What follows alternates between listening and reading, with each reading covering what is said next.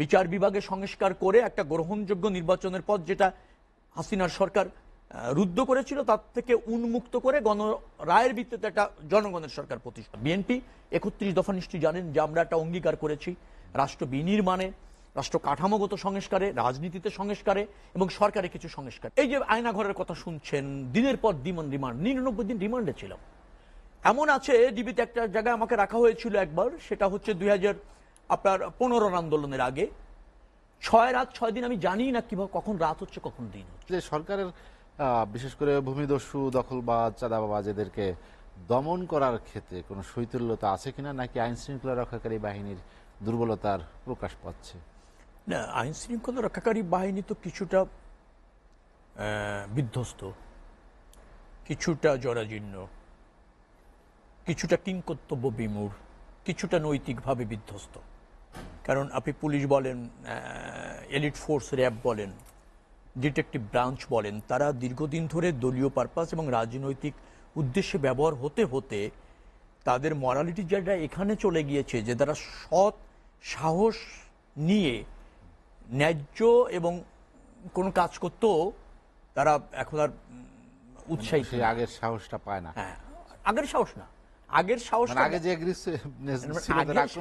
আগে হচ্ছে দলীয় বিবেচনায় তার সর্বোচ্চটা দিত, কিন্তু এখন ন্যায় প্রতিষ্ঠার ক্ষেত্রে তার যে সর্বোচ্চটা দেওয়ার দরকার এবং দায়িত্ব যে রাষ্ট্রে আছে এটা সে উপলব্ধি করে। কিন্তু রবিউল ভাই, বিগত আমলে যারা একদম সরাসরি দুর্বৃত্তায়নের সাথে যুক্ত ছিল, তো আমরা সবাই জানি, গণমাধ্যমে খবর আসছে, অনেকের নামও আলোচনা আসছে, তাদের বিরুদ্ধে তো অবশ্যই একটা কঠোর অ্যাকশনে যাওয়া উচিত। না, এটা তো ধরেন বড় বড় দুর্বৃত্ত যারা ছিল নিশ্চয়ই তাদেরকে বিচারের আওতায় আনার জন্য কিন্তু এই অন্তর্বর্তীকালীন সরকারের দায়িত্ব রয়েছে। আমাদের এই গণ অভ্যুত্থানের মূল মন্ত্রটাই ছিল তাই, যে যারা দুর্নীতিবাজ, যারা ক্ষমতার অপব্যবহার করেছে, যারা গণহত্যা করেছে, যারা ধরেন দুর্নীতি করেছে, অর্থ পাচার করেছে, ভোটাধিকার হরণ করেছে, গণতন্ত্র হত্যা করেছে, অনির্বাচিতভাবে ক্ষমতায় থেকেছে, বিত্ত বৈভবের মালিক হয়েছে রাষ্ট্র ক্ষমতা ব্যবহার করে, তাদের অবসান এবং তাদের শাস্তি। অবসানটা করা গিয়েছে গণ অভ্যুত্থানের মাধ্যমে, ছাত্র জনতা, সব রাজনৈতিক দল, সব আপনার শ্রেণী পেশার মানুষ সেটা করেছে। এখন তাদের বিচার দরকার। এই বিচার করার জন্য তো একটা অন্তর্বর্তীকালীন সরকার হলো, তাই তো? কিছু প্রাতিষ্ঠানিক সংস্কার, কিছু প্রশাসনিক সংস্কার, নির্বাচন কমিশনের সংস্কার, বিচার বিভাগের সংস্কার করে একটা গ্রহণযোগ্য নির্বাচনের পথ যেটা হাসিনার সরকার রুদ্ধ করেছিল তার থেকে উন্মুক্ত করে গণরায়ের ভিত্তিতে একটা জনগণের সরকার প্রতিষ্ঠিত করা। দুটি তো কাজ ছিল এবং এখনো দুটিই লক্ষ্য।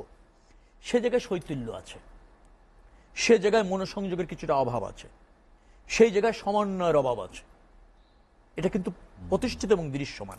সে ব্যাপারে আরো বেশি মনোযোগী হতে হবে, আরো বেশি ধরেন অ্যাক্টিভ হতে হবে, অ্যাক্টিভ। আবার এই সরকারটাকে তো আমরা আস্থায় রাখি, সব রাজনৈতিক দলও সমর্থন করে। কেন তারা একটু কিংকর্তব্য বিমূঢ় অথবা মন্থর গতি, এটা নিয়ে কিন্তু ইতিমধ্যে প্রশ্ন উঠছে।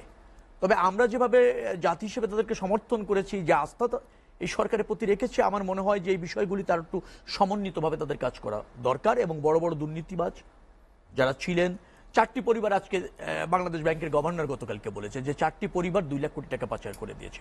16 লক্ষ কোটি টাকার উপরে পাচার হয়েছে গত 1 দশকে, অর্থাৎ আওয়ামী লীগের এই সরকারের আমলে। ব্যাংকগুলিতে রাইট অফ যদি ধরেন প্রায় 3 লাখ কোটি টাকার উপর হচ্ছে খেলাফি ঋণ, এগুলি আছে। অর্থ পাচারে আমরা এশিয়ার 2য় ঝুঁকিপূর্ণ রাষ্ট্র এবং সারা ওয়ার্ল্ডের 25তম ঝুঁকিপূর্ণ রাষ্ট্র। তো এই যে যারা এগুলি করলো, তাদের কি বিচার হবে না? তাদেরকে গ্রেপ্তার করতে শৈথিল্য থাকা উচিত। এবং এই ইনিশিয়েটিভ তো আপনার আমজনতা নেবে না, সরকারকে নিতে হবে। এবং এই মামলাগুলিও সরকার করবে। সরকার কিছুটা ইনিশিয়েটিভ নেয়নি আমি তা বলবো না, কিন্তু আমি আবারও বলছি যে গতিটা মন্থর। মানুষ এটা দৃশ্যমান শাস্তি দেখতে চায়। প্রয়োজনে একটা স্পেশাল ট্রাইব্যুনাল করেন আপনি। এই সমস্ত দুর্নীতির বিচার তথ্য প্রমাণের ভিত্তিতে, এগুলি কিন্তু আপনার সাক্ষী প্রমাণ দরকার নেই, কাগজপত্রই এটা সাক্ষী। আপনি কিভাবে টাকা নিয়েছেন, পেপারস তা বলবে। আপনি কিভাবে পাচার করেছেন, পেপারস তা বলবে। এখানে তো এভিডেন্সগুলি হচ্ছে আপনার লিখিত এবং দৃশ্যমান একেবারে। সেই কাগজই প্রমাণ করবে যে আপনি দোষী, কিন্তু প্রমাণ করবে যে তারা কি নথিপত্র করবে। তো সেটার জন্য একটা ট্রাইব্যুনাল করে আপনি 3 মাসের মধ্যে বিচার শেষ করেন। আপিল করতে চাইলে সেটাও 3 মাসের মধ্যে শেষ করেন, 1 বছরের মধ্যে বিচার শেষ করে দিয়ে দৃষ্টান্তমূলক শাস্তি দেন। আপনি বেছে বেছে যদি 50 জন দুর্নীতিবাজকে শাস্তি দিতে পারেন, সেটা অনুকরণীয় হবে এবং সেটা দৃষ্টান্ত হবে, আগামীতে মানুষ চিন্তা করবে, ভয় পাবে। সেটা তো শুরু করতে হবে অন্তর্বর্তীকালীন সরকারকে।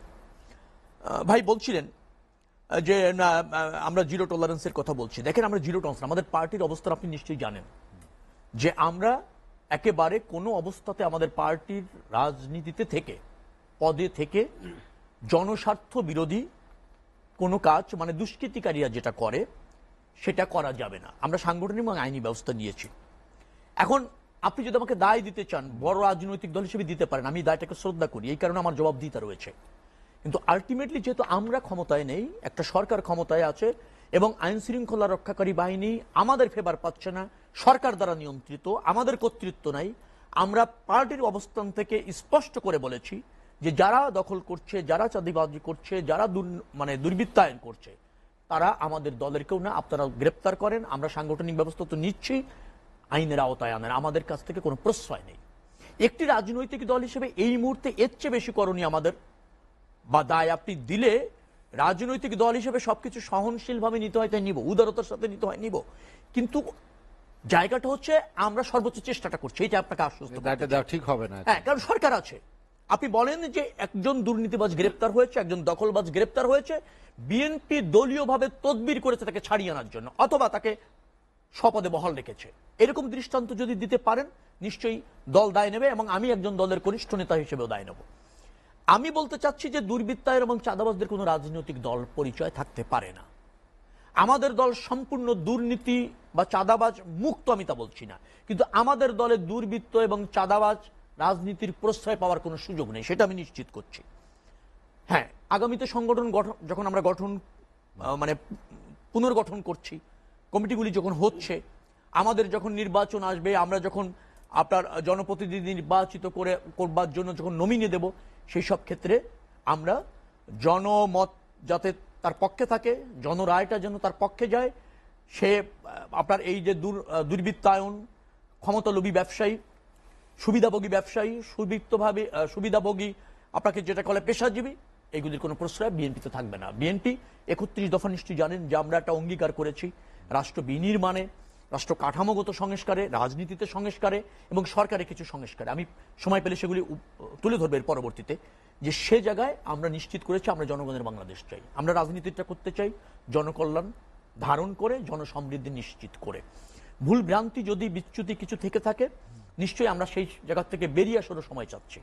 কারণ আমরা 17 বছর ধরে একটা আন্দোলন করেছি, সংগ্রাম করেছি, সব শ্রেণী পেশার মানুষের প্রয়োজন হয়েছে। আর বাংলাদেশের মানুষের জীবন যাত্রাটাও দেখবেন যে একেবারে প্রান্তিক পর্যায়ের মানুষের পরিশুদ্ধ বা আয় রোজগারের জায়গাগুলি একেবারে কিন্তু পরিশুদ্ধ না।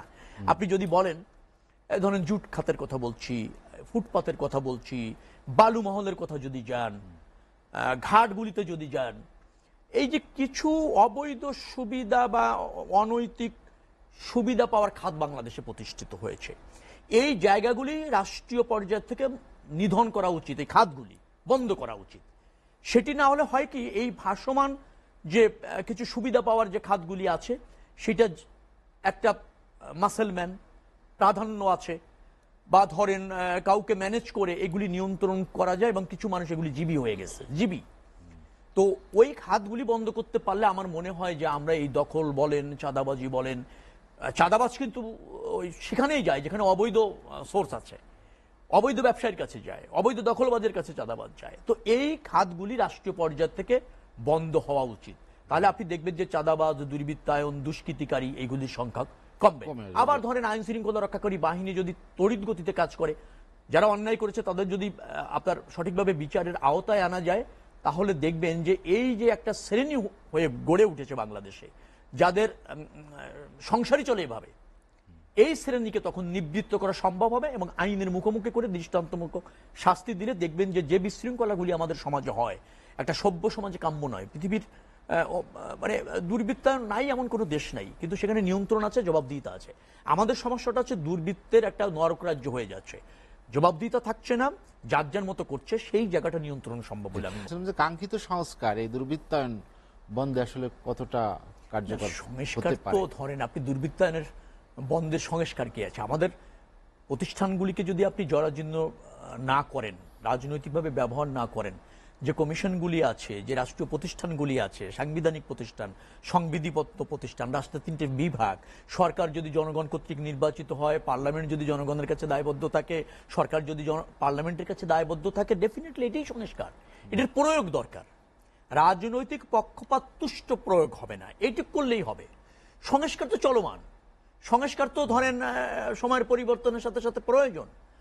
আপনি যে আধুনিক যেটা ডেমোক্রেসি, ওয়েস্টার্ন ডেমোক্রেসি দেখছেন, যে সুশাসন ডেনমার্কে দেখছেন, নরওয়েতে দেখছেন, পশ্চিমা দেশগুলিতে দেখেছেন, সেটা তো ধাপে ধাপে হয়েছে। আমরা সেই ট্রাকটাতেই তো উঠতে পারিনি, নিশ্চয়ই হয়ে যাবে। আপনি যেটা বলছিলেন দুর্বৃত্তায়ন বা চাঁদাবাজি, দখলবাজি, আপনি যাই বলেন না কেন, অবৈধ খাত এবং দখল নির্ভর খাত বন্ধ করতে হবে রাষ্ট্রের থেকে। এই প্র্যাকটিসটা তখনই হবে যখন এটা অবাধ উন্মুক্ত থাকে। আচ্ছা, তো সেটা বন্ধ করতে হবে। আরেকটা জিনিস আছে যে জনগণকেও সোচ্চার হতে হবে। এখন চাঁদাবাজ গিয়ে চাঁদা নিবেই, এখনকার এই প্রেক্ষাপটে খুব সম্ভব না।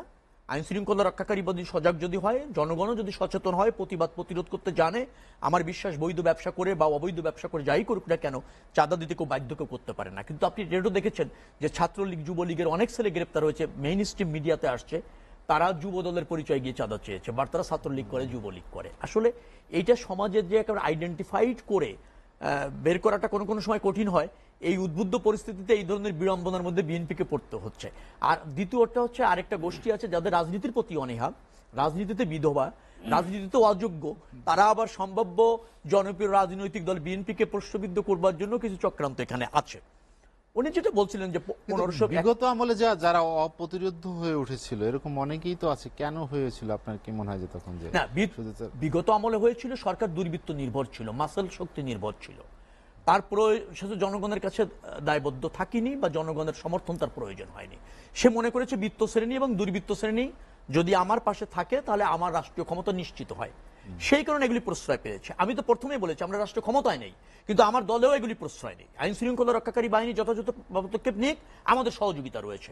আমাদের দল থেকে, দলে থেকে আপনার দুষ্কৃতিকারী এবং চাঁদাবাজ, দখলবাজের দখলদারিত্ব বা চাঁদাবাজি করার কোনো সুযোগ নেই। এটা ফরএভারের জন্য বন্ধ। দায়িত্ব নিয়ে আমি বলছি। ভাই বলছিলেন যে 1581 জন জীবন দিয়ে কিন্তু এই সরকারের পতন হয়েছে, কিন্তু ভাই ভুলে গিয়েছেন যে আমরা গত 17 বছরে 600 লোকে গুমের শিকার হয়েছি, 2000 লোকের কাছাকাছি আইন শৃঙ্খলা রক্ষাকারী বাহিনীর হেফাজতে নিহত হয়েছে, 2200 মতো হচ্ছে আনঅথরাইজড কিলিং এর শিকার হয়েছে। শুধু এই গণতন্ত্র, এই ভোটাধিকার, এই দুর্বৃত্ত মুক্ত বাংলাদেশ, জনগণের বাংলাদেশ প্রতিষ্ঠিত করবার জন্য, আর কোনো কারণ ছিল না। সর্বশেষ যে আন্দোলনটা হলো, আপনি যে ছাত্র জনতা, রাজনৈতিক দল, সব শ্রেণী পেশার মানুষ করে যে গণ অভ্যুত্থানটা ঘটালো, সেখানেও আমাদের 422 জন নিহত হয়েছে, প্রায় ধরেন 25,000-এর মতো আহত হয়েছে, 22,000-ই আমাদের দলের নেতাকর্মী, 14,000 গ্রেপ্তার হয়েছে, 12,000 আমাদের শীর্ষ নেতারা সহ আমরা গ্রেপ্তার হয়েছে। অর্থাৎ বিএনপি কিন্তু এই দুর্বৃত্তমুক্ত বাংলাদেশ গড়ার জন্য এই স্যাক্রিফাইসটা করেছে। আন্দোলন, সংগ্রাম, ধরেন 1.5 লক্ষ মামলা, 60 লাখ লোক আসামি। আমি ছোট্ট একজন দায়িত্বশীল নেতা, বললেও ভুল হবে, দলের কর্মী বলা যায়। 193টা মামলা আমার বিরুদ্ধে হয়েছে একটা আসনে প্রতিনিধিত্ব করতে গিয়ে, ঢাকা 10 আসনে। আমি 4 বছর 1 মাস জেলে থেকেছি। আমি এই 4 বছর 1 মাসের 9 বার গ্রেপ্তার হয়েছে। আমি 99 দিন রিমান্ডে থেকেছি। কিসের জন্য? নিশ্চয়ই একটা সুন্দর বাংলাদেশ, একটা গণতান্ত্রিক বাংলাদেশ, নিজে ভোট দিতে চেয়েছি, নিজে ভোট করতে চেয়েছি, এটুকু ছিল অপরাধ। একসময় আপনাকে কয়েকদিন খুঁজেও পাওয়া যাচ্ছিল না। আমাকে র্যাব ব্যাপাক ধরে নিয়েছে, 7 দিন স্বীকারই করেনি তারা। এটা হচ্ছে 2013 সালের 22 ডিসেম্বর, জাতীয় নির্বাচনের আগে যে আন্দোলনটা হচ্ছিল। আমি র্যাবে 72 ঘন্টা দাঁড়িয়ে থেকেছি, আমাকে বসার কোনো সুযোগ দেওয়া হয়নি। আমাকে রাখা হয়েছে 1.5 ফিট বাই 1.5 ফিট একটা জায়গায়, যে আপনি পা যদি ব্যান করতে যান 2 ফিট জায়গা লাগে। আমি 62 ঘন্টা দাঁড়িয়েছিলাম র্যাবে। তো এই যে আয়নাঘরের কথা শুনছেন, দিনের পর দিন রিমান্ড, 99 দিন রিমান্ডে ছিলাম। এমন আছে ডিবিতে একটা জায়গায় আমাকে রাখা হয়েছিল একবার, সেটা হচ্ছে 2015 আন্দোলনের আগে। 6 রাত 6 দিন আমি জানি না কিভাবে কখন রাত হচ্ছে কখন দিন হচ্ছে, শুধু লাইট আছে, কিন্তু আপনি কিছুই টের পাচ্ছেন না। এরকম জায়গা আমাদের থাকতে হয়েছে। হয়তো অনেকে বলবেন যে রাজনীতি করলে এটা এরকম সাপার হতে হয়, করতে হয়, এই জন্য তো আপনারা রাজনীতি করেন। দ্বিমত করছি না, সে ঝুঁকি নিতে কার্পণ্য করি নাই, কিন্তু মনে রাখা দরকার সবাই এই দেশে কিন্তু এই যে স্যাক্রিফাইস করেছে, ছাত্র জনতা মারা গেল। আজকে আহতদের দেখেন, আমার এলাকায় আমার আসনেই 5 জন নিহত হয়েছে। এবং এই সংকটকালীন সময়ে যে আন্দোলনটা হচ্ছিল, তখন আমি ঢাকা মহানগর বিএনপির প্রধান সমন্বয়কারী ছিলাম দক্ষিণের। সর্বাত্মক চেষ্টা করেছি ছেলেপেলেদের দিয়ে। 200-র মতো আমার আসনেই আহত হয়েছে। কিসের জন্য?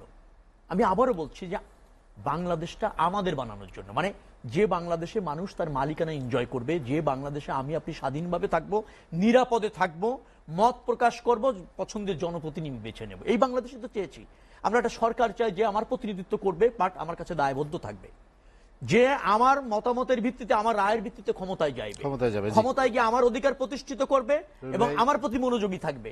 সেই জন্যই তো স্যাক্রিফাইস। অতএব হতাশ হওয়ার কিছু নাই। নিশ্চয়ই জনরায়ের ভিত্তিতে বিএনপি যদি ক্ষমতায় আপনারা আসীন করেন, আপনারা নতুন বাংলাদেশ বিএনপির হাত ধরেই পাবেন।